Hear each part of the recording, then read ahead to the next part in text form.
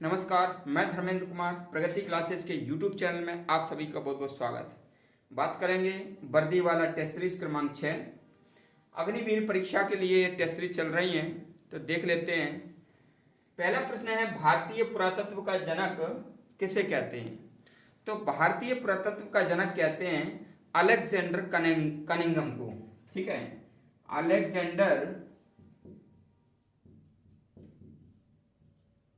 Cunningham.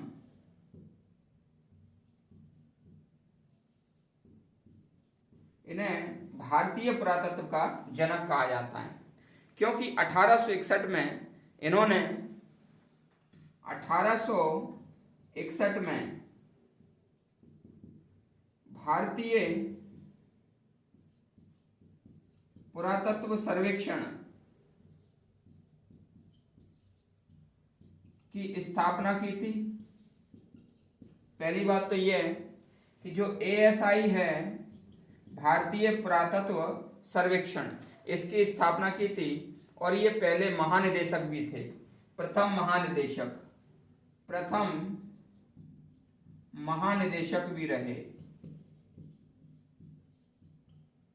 ठीक है, तो पहले ये महानिदेशक भी थे और 1861 में इन्होंने भारतीय पुरातत्व सर्वेक्षण की स्थापना की थी। अलेक्जेंडर कनिंघम इनका नाम है और इन्हें भारतीय पुरातत्व का जनक कहा जाता है।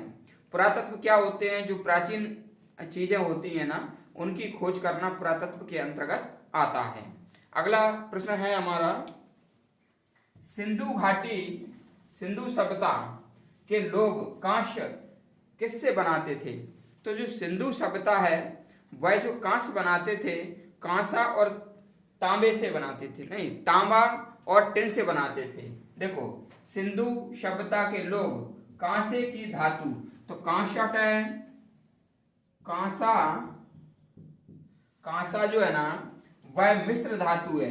कांसा मिश्र धातु है और ये मिश्र धातु बनता है तांबा प्लस टिन से। ठीक है, तांबा और टिन से। तो जो सिंधु सभ्यता के लोग हैं वो तांबा और टिन से क्या बनाते थे? कांस्य बनाते थे। और इसको याद रख लेना, कांसे की ताटी, कांसे की ताटी। ठीक है, ताटी मतलब थाली, तो ये कांसे की, ता से हो जाएगा तांबा और टी से हो जाएगा टिन, तो ये आपको याद हो जाएगा। अगला प्रश्न देख लेते हैं, माइक्रोलिथ क्या है? माइक्रोलिथ क्या है कि जो प्राचीन समय में कोई हथियार तो थे नहीं, तो पत्थरों के, छोटे छोटे पत्थरों के कुछ नुकीले प्रकार के हथियार बनाए जाते थे और इन हथियारों से मनुष्य करता था शिकार अन्य जानवरों का और अपने भोजन की व्यवस्था करता था और अपने रक्षा भी वो करता था उन जानवरों से। तो उन्हें कहते थे माइक्रोलिथ, जो कि पत्थरों से, छोटे छोटे पत्थरों से नुकीला करके उसको बनाया जाता था। ठीक है, तो ये जो माइक्रोलिथ है वो छोटे पत्थरों के बने हथियार हैं, छोटे पत्थरों के बने नुकीले हथियार।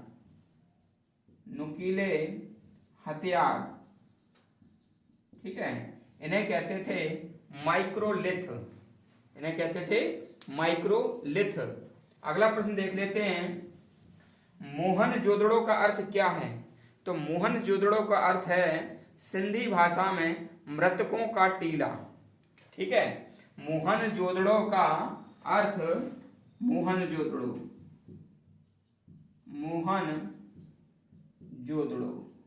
ठीक है ना, तो सिंधी भाषा में, सिंधी में भाषा में अर्थ है मृतकों का टीला।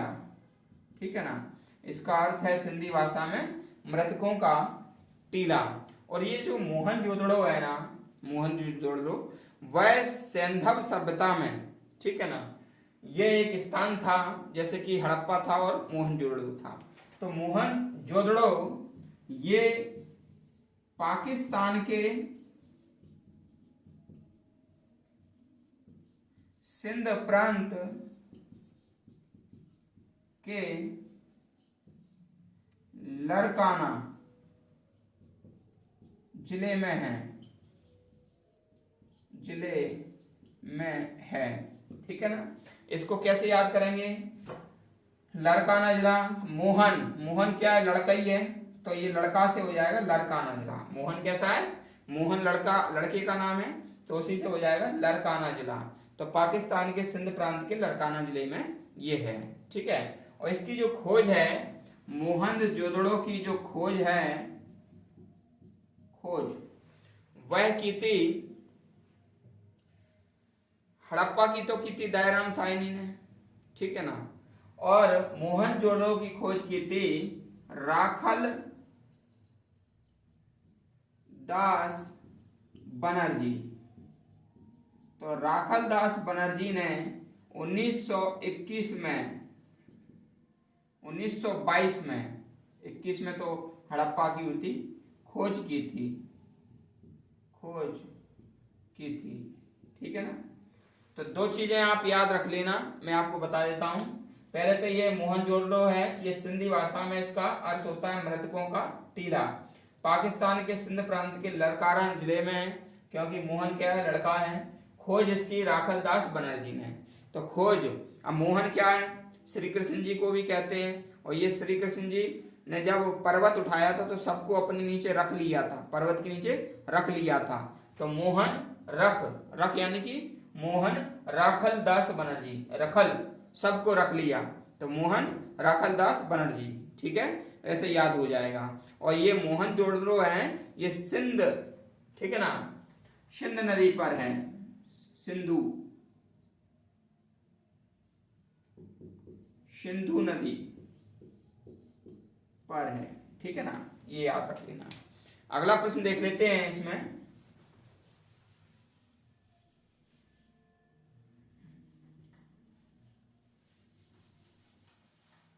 देखो अगला प्रश्न है, प्राचीन काल में कौन सी लिपि दाएं से बाएं लिखी जाती थी? देखो हमारी जो लिपि है वह है देवनागरी, और देवनागरी लिपि आपको दिख ही रहा है, मैं इधर से लिख रहा हूं और इधर की तरफ लिख रहा हूं। तो इधर ये क्या कौन सा है? बायां हाथ है, ये इधर बायां है, और बाएं से किस तरफ जा रहा हूं मैं? दायां। तो भैया जो देवनागरी है, देवनागरी, ये मैं देवनागरी लिख रहा हूं, तो ये बाएं से मैंने दाएं लिखना चालू किया है, तो ये बाएं से दाएं, तो ये कहाँ है? बाएं से दाएं है भाई देवनागरी। लेकिन ये जो प्राचीन काल में कौन सी लिपि दाएं से बाएं लिखते थे? दाएं से बाएं यानी कि यहां से शुरू करते थे, दाएं से, और यहां की तरफ बाएं की तरफ लिखते थे। ठीक है ना। तो याद रख लेना, खरोष्टी, उसका नाम क्या है? खरोष्टी, खरोष्टी लिपि। तो खरोष्टी लिपि दाएं से बाएं लिखते थे, और देवनागरी बाएं से दाएं लिखते हैं। ठीक है। और इसको याद करने की ट्रिक बता देता हूं मैं। दवा खाओ, दवा खाओ, ठीक है। दा से दाएं, दा से क्या हो जाएगा? दाएं, और बा से क्या हो जाएगा? बाएं। ठीक है ना। और खाओ से क्या हो जाएगा? खरोष्टी, खरोष्टी। तो दाएं से बाएं कौन सी लिपि लिखी जाती है? खरोष्टी। इसका ये ट्रिक है, इसको याद रख लेना, यूनिक ट्रिक है ये। अगला प्रश्न देख लेते हैं, कौन सी सभ्यता अपने नगरीय नियोजन के लिए जानी जाती है? तो जो सिंधु सभ्यता है, सिंधु सभ्यता है, वो नगरीय नियोजन के लिए जानी जाती है। ठीक है।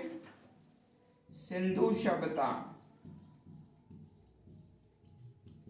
नगरीय नियोजन, नगरीय नियोजन के लिए जानी जाती है। सिंधु सभ्यता नगरीय नियोजन के लिए जानी जाती है। ठीक है। तो ये हमारा टेस्ट सीरीज था अग्निवीर परीक्षा, एसएससी जीडी के लिए, एमपीपीएससी के लिए। सामान्य अध्ययन का जो सिलेबस है वह सभी एग्जाम के लिए एक जैसा है। बस यही है, कुछ एग्जाम जैसे पीएससी है उसमें थोड़ा डीप चले जाते हैं, एसआई में भी चले जाते हैं, लेकिन कभी कभी ऐसा होता है कि छोटे छोटे क्वेश्चन भी उनमें कुछ मात्रा में डाल दिए जाते हैं एमपीपीएससी के लिए। और कभी कभी ऐसा होता है कि अग्निवीर जैसी परीक्षा के लिए कभी कभी जीएस का 1-2 क्वेश्चन कठिन भी आ जाते हैं। इसलिए ये जो टेस्ट सीरीज है सभी मानदंडों को ध्यान में रखते हुए बनाई जा रही है, तो सभी स्टूडेंट अच्छे से इसका अध्ययन करें, चाहे वो पीएससी वाले स्टूडेंट हो, एसआई वाले हो, एसएससी जीडी वाले, अग्निवीर वाले। ठीक है, तो सभी के लिए है ये प्रासंगिक है। और वीडियो अधिक से अधिक शेयर करें। और बहुत से लोग देखते हैं वीडियो, देखने के बाद क्या है कमेंट्स, यदि आपका कोई प्रश्न है तो कमेंट्स बॉक्स में उसको करना चाहिए। वीडियो को अपने दोस्तों का भी शेयर करें भाई, ठीक है ना, उससे मनोबल बढ़ता है, आपका भी मनोबल बढ़ेगा और सभी का उसमें फायदा है। तो आप वीडियो को शेयर जरूर करें। और अपना मान लीजिए यदि कोई क्वेश्चन है तो उसे भी आप उसमें रखें कमेंट्स बॉक्स में, ठीक है। और जो व्यक्ति नए हैं वो चैनल को सब्सक्राइब करें। सभी का बहुत बहुत धन्यवाद।